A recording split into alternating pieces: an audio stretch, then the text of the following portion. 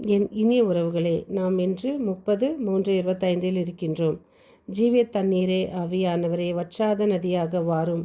அன்னையோடு இணைந்து எங்களை வழிநடத்தும் இந்த கல்வாரியில் இயேசுவின் பின் இன்று நாம் தொடரும் சங்கீத தொடர்ச்சி 77, 16, 17, 18. இன்றைய முதல் வாசகம் யோசுவா 5:9, 10, 12. இன்றைய இரண்டாம் வாசகம் 2 கொரிந்தியர் 5:17, 21. இன்றைய தூய நற்செய்தி வாசகம் லூக்காஸ் 15:1-3, 11:32. யூதர்களின் வழக்கப்படி தந்தை இறந்த பின் தன் சொத்து பிரிக்கப்படும். தந்தை உயிரோடு இருக்கும்போது சொத்தை பிரித்து கேட்பது அந்த தந்தையின் மனதார கொல்ல நினைக்கும் செயலாக இருப்பினும் அந்த எதிர்ப்பினின்று சொத்தை பிரித்து தருகின்றார் தந்தை.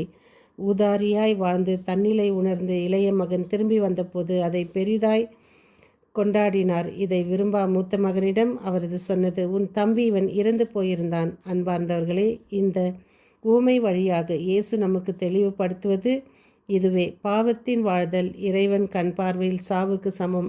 மேலும் அத்தகைய பாவ வாழ்வு இரண்டாம் சாவு, திருவெளிப்பாடு 20:14 என்ற நரக பாதாளத்தில் நம்மை கொண்டு சேர்த்துவிடும்.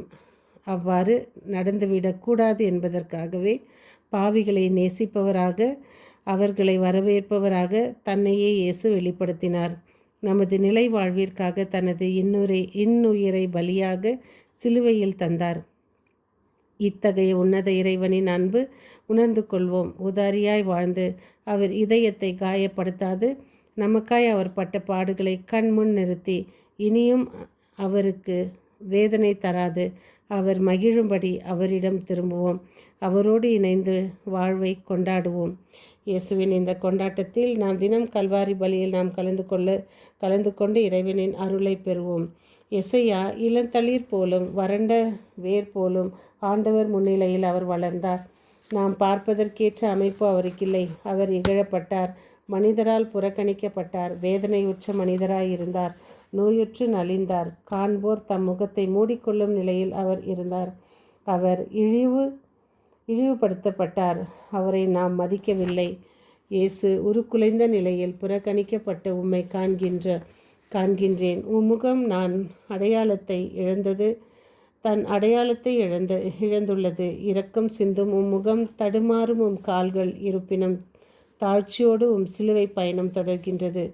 கூட்டத்தில் ஒரு பெண் உம் அன்பு வழியும் முகத்தை அனுபவித்தார். நம்மை நெருங்கி வருகின்றாள். உமக்கு உதவி புரிய பல தடைகள் தாண்டி வருகின்றாள். படை வீரர்களும் ஆயுதங்களும் அவளுக்கு ஒரு பொருட்டே அல்ல.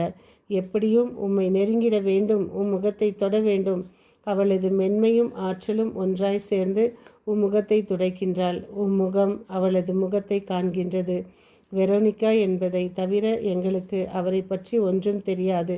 தன் எளிய உதவியால் நிச்சயம் விண்ணகத்தில் இடம் பிடித்திருப்பாள். உம் அருகில் வந்து உம் முகத்தை கண்டு உம்மை இன்னும் அதிகமாக அன்பு செய்கின்றாள்.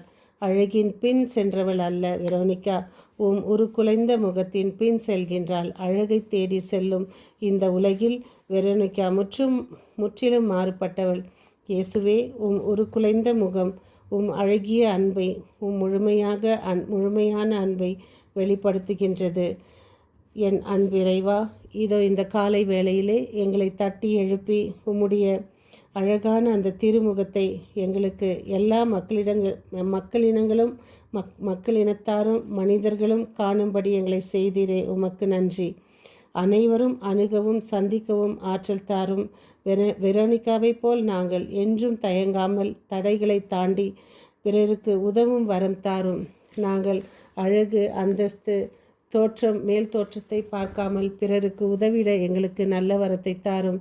யாராவது எங்களிடம் ஏதாவது கேட்கும் பொழுது அவர்களுடைய முகத்தோற்றத்தை பார்த்து நாங்கள் தராமல், இயேசுவே, இதோ இந்த அன்பான முகத்தை கண்டு உம்முடைய முகத்தில் அவர்களுடைய முகத்தை நாங்கள் காணும்படி செய்யும்.